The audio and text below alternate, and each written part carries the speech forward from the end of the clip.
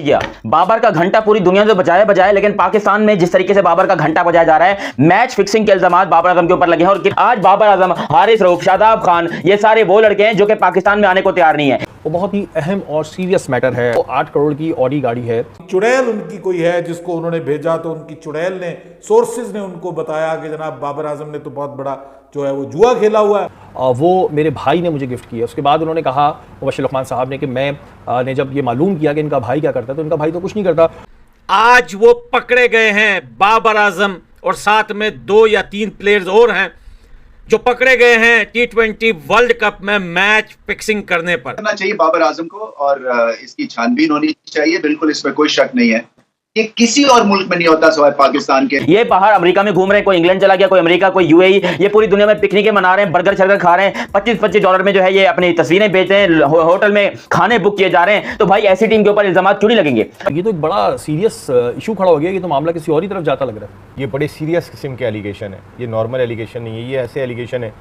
हम भी बहुत कहीं ना कहीं इस खेल पे डाउट बहुत होता रहा है। अब साबित कैसे होगा? यूएसए के साथ इनका मैच फिक्स था दोस्तों, जिसमें सबसे बड़ा हाथ और सबसे बड़ा रोल जो था शलवार शरीफ का और बाबर आजम का। तो है मैच खत्म होने के बाद उसने कहा था मैं कुछ दिन जो है अमेरिका में रहना चाहता हूं, ताकि वो जो मैच फिक्सिंग के पैसे वैसे हैं वो बाबर आजम अपनी जगह तक पहुंचाए। मुबश्शिर लुकमान ने ये भी कहा कि वो किसी चुड़ैल का जिक्र कर रहे हैं, ज़ाहिर सोर्स को अपनी चुड़ैल कह रहे हैं। वो ये भी कह रहे हैं कि ये फ्लैट्स, चुड़ैल ने बताया कि ये फ्लैट्स, ये दुबई में फ्लैट्स, ये ऑस्ट्रेलिया में जो है प्लॉट्स, गाड़ियां, ये छोटी टीमों से मैच हारने के नतीजे में ही मिलती हैं। मुबश्शिर लुकमान ये ARY के एक बहुत बड़े जर्नलिस्ट थे और उन्होंने इल्जाम लगाया घंटा आजम के बाबर आजम के ऊपर कि भाई बाबर आजम ने स्पेशली मैच फिक्सिंग की है। बाबर आजम के भाई ने उन्हें ऑडी e-tron GT गिफ्ट की, जिसकी कीमत पाकिस्तान में अप्रोक्सीमेटली 9 करोड़ रुपए है। लेकिन बाबर आजम का भाई दोस्तों T20 वर्ल्ड कप में पाकिस्तान ने अपने खिलाड़ियों को वर्ल्ड कप जीतने के लिए भेजा था, लेकिन वहां पर बाबर आजम कंपनी ने एक अलग ही खेल कर दिया। एक के बाद एक कमजोर टीमों से हार कर बाबर आजम ने अच्छा सौदा किया, जिसको लेकर पाक मीडिया में अब बातें निकल कर आ रही हैं और चारों तरफ हड़कंप मचा है कि बाबर आजम ने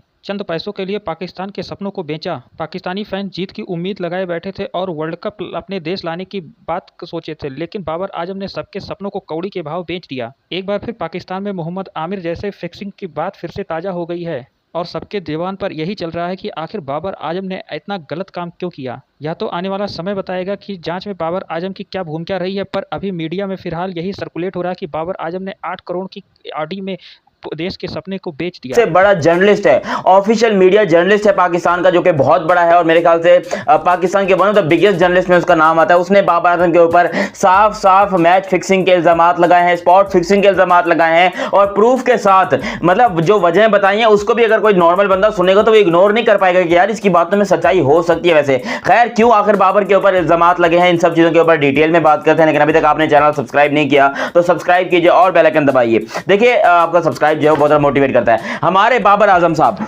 यार देखो, जब आप वो क्या कहते हैं भेक का कटोरा लेके पूरी दुनिया के सामने जाते हो हैं और कहते हो हमें 2 पॉइंट दे दो, हमें 1 मैच जिता दो, हमें ये मैच कर दो, वो मैच कर दो, और पूरी दुनिया आपको लात मार के बाहर निकालती है, तो फिर आपके अपने भी आपको घर से बाहर निकालते हैं। और आज यही हुआ है यहाँ पर बाबर आजम के साथ। आज बाबर आजम, हारिस रऊफ, शादाब खान, ये सारे वो लड़के हैं जो कि पाकिस्तान में आने को तैयार नहीं है। ये बाहर अमेरिका में घूम रहे हैं, कोई इंग्लैंड चला गया, कोई अमेरिका, कोई यूएई, ये पूरी दुनिया में पिकनिकें मना रहे हैं, बर्गर शर्गर खा रहे हैं, $25-25 में जो है ये अपनी तस्वीरें बेच रहे हैं, होटल में खाने बुक किए जा रहे हैं। तो भाई ऐसी टीम के ऊपर इल्जामात क्यों नहीं लगेंगे?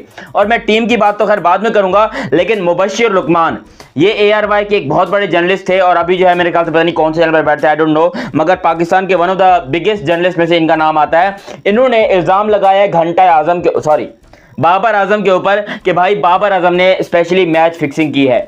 बाबर आजम ने मैच फिक्सिंग की है क्योंकि कुछ दिनों पहले की ये बात है, बाबर आजम के भाई ने उन्हें ऑडी e-tron GT गिफ्ट की, जिसकी कीमत पाकिस्तान में अप्रोक्सीमेटली 9 करोड़ रुपए है। 9 करोड़ की गाड़ी पाकिस्तान में एक भाई अपने बाबर आजम को गिफ्ट करता है दूसरे भाई को। अब मुझे एक बात बताओ, अगर बाबर आजम जो है वो किसी और को गिफ्ट करता तो समझ में आता कि भाई बंदे ने पैसा वैसा कमाया है, IPL से, T10 लीग से, इस लीग से, उस लीग से, या लंदन प्रीमियर लीग से बंदे ने पैसा कमाया, इसके बाद इतना होगा कि किसी को 8-10 करोड़ की गाड़ी गिफ्ट कर सकता है। लेकिन बाबर आजम का भाई जिसका ना तो कोई बिजनेस है, ना कारोबार है, ना क्रिकेट खेलता है, ना कोई उसका कोई दुकान है कपड़ों की, ना जूतों की ठेली है, ना वो चने बेचता है ट्रेन के अंदर, ना वो दिन में जो है यहाँ पर जूते पॉलिश करके पैसे कमाता है, उसके पास 8 करोड़ कहां से आए कि उसने बाबर को गाड़ी गिफ्ट की? देखो ये एक ऐसा क्वेश्चन मार्क है जिसका जवाब हर किसी को चाहिए और मेरे पास इस बात का जवाब ये है। देखो बाबर एक काम कर सकता है कि उसने शायद फैमिली को पैसे दिए हो तो एक अलग चीज है, मगर लाहौरियों को मैं जानता हूं, लाहौरी अपने बाप के सगे, मतलब क्या मतलब यहाँ पर बातें निकल रही हैं यार। लाहौरी जो होते हैं वो किसी को पैसा नहीं देते, लेकिन जो बाबर के भाई ने और बाबर की फैमिली ने मिलकर जो बाबर आजम को ऑडी ई-ट्रॉन गिफ्ट की, ऑडी ई-ट्रॉन जीटी, जो कि मुझे नहीं पता कि इंडिया में उसकी क्या कीमत है, मगर पाकिस्तान में 8 करोड़ रुपए की तकरीबन वो गाड़ी है। अगर आप उसको सबसे लोअर वेरिएंट भी देखते हो तो वो गाड़ी जब बाबर आजम को गिफ्ट की जाती है, जो कि आज से 1 साल पहले हुई थी मेरे ख्याल से, व्हाइट रंग की ऑडी ई-ट्रॉन जीटी थी।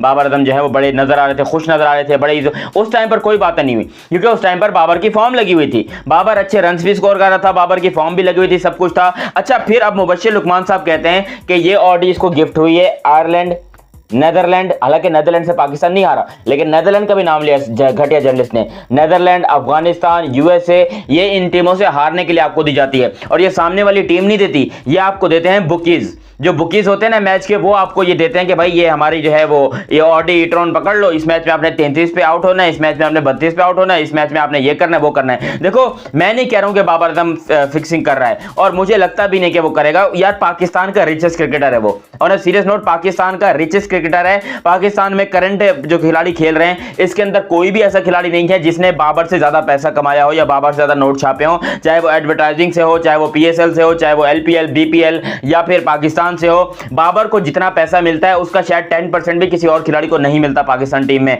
अब क्या बाबर को जरूरत पड़ गई कि भाई वो जो है वो अपना मैच फिक्सिंग करे, वो वहां से पैसे निकाले? देखो मेरा दिल और सीरियस, मुझे हो सकता है कि भी हो भाई, मैं ये नहीं कह रहा हूं कि मुमकिन ही नहीं है कि बाबर फिक्सिंग कर ही नहीं सकता, हो सकता है कि भी। और पाकिस्तान के बड़े बड़े लोगों ने फिक्सिंग की है। वसीम अकरम को देखो, ये जो तुम मोइन खान को देख रहे हो, वसीम अकरम को देख रहे हो, ये मोहम्मद आमिर, सलमान बट, पाकिस्तान का फिक्सिंग का मामला बड़े लंबे अरसे चलता रहा है। इंजमामुल हक के ऊपर भी फिक्सिंग के चार्जेस लगे। भाई यहां पर पाकिस्तान में फिक्सिंग का कीड़ा जो है ये आज से नहीं, पिछले कई सालों से है। हर वक्त हम इसी बारे में बात करते हैं कि पाकिस्तान में फिक्सिंग बहुत है, पाकिस्तान में फिक्सिंग बहुत है, लेकिन हम फिर बाद में चुप हो जाते हैं। अभी आज भी जो ये बात आई है बाबर आजम की, देखो बाबर आजम के ऊपर बातें करने वाले पहले तो पूरे सबूत लेकर आए। उन्होंने ये तो कह दिया कि उनके भाई की कोई इनकम नहीं है, लेकिन उन्होंने ये नहीं बताया कि हो सकता है कि भाई वो जो घर का सारा हांडी रोटी चल रही है, दाल रोटी चल रही है, वो सब कुछ बाबर आजम ही चला रहा हो है। बाबर मैच खेल रहा है, उसके बाप के अकाउंट। अब हार्दिक पांड्या जो हैं, मुझे एक बात बताओ, वो अपनी माँ के अकाउंट में सारा पैसा डालते हैं, वो सब कुछ जमीन जायदाद अपनी माँ के नाम करके बैठे हैं। क्या बाबर कुछ नहीं करेगा? नहीं, बाबर कोई बेगैरत है, वो अपने माँ बाप के नाम कुछ नहीं कर सकता क्या? वो भी कर सकता है। पहली बात कि बाबर ने अगर फिक्सिंग की है उसका प्रॉपर सबूत लाओ, वरना ये अपने मुंह से, तुम पाकिस्तान के बहुत बड़े जर्नलिस्ट हो, मैं तुम पे कुछ ज्यादा बातें नहीं करना चाहता, लेकिन घटिया इंसान, पहले अपना मुंह कंट्रोल करो। और दोस्तों T20 वर्ल्ड कप में पाकिस्तान एक के बाद एक कमजोर टीमों से हार का अब खुलासा हुआ। बाबर आजम ने इन टीमों से हार के लिए अच्छी खासी मोटी रकम हासिल की थी। यूएसए के हार के लिए इन्होंने 8 करोड़ की आडी कारी का सौदा किया था। इन दिनों पाकिस्तानी मीडिया में जबरदस्त चर्चा का विषय बना है कि बाबर आजम इतने दिनों से अपने देश वापस क्यों नहीं आए। ये यूएसए में छुट्टियां मना रहे हैं और अय्याशी कर रहे हैं। अब पाक आवाम को भी धीरे धीरे विश्वास होने लगा है।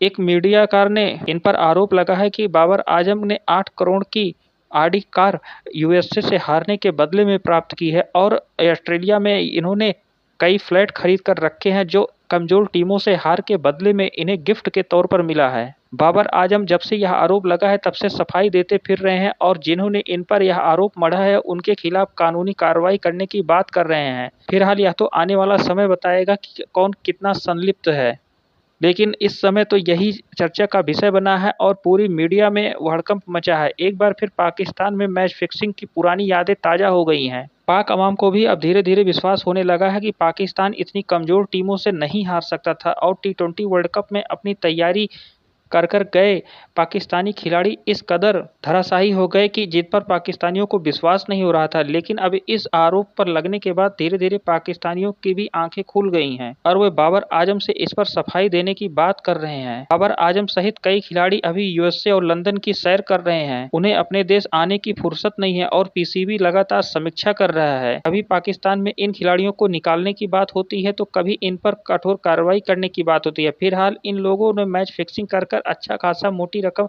हासिल कर ली है। पाकिस्तानी क्रिकेट बोर्ड की ये अब भरोसे नहीं रह गए हैं, इसीलिए वे अपने देश वापस नहीं आ रहे हैं। अब पाकिस्तान ही करे तो क्या करे, जिन खिलाड़ियों पर वर्ल्ड कप जीत कर लाने का दारोमदार था वही ने गच्चा दे दिया। पाकिस्तान की यह पुराना इतिहास रहा है कि इनके खिलाड़ी मैच फिक्सिंग में नंबर 1 रहे हैं। दोस्तों, इस तरीके की ताजा अपडेट पाने के लिए हमारे चैनल को लाइक और सब्सक्राइब करें। मिलते हैं नेक्स्ट अपडेट के साथ।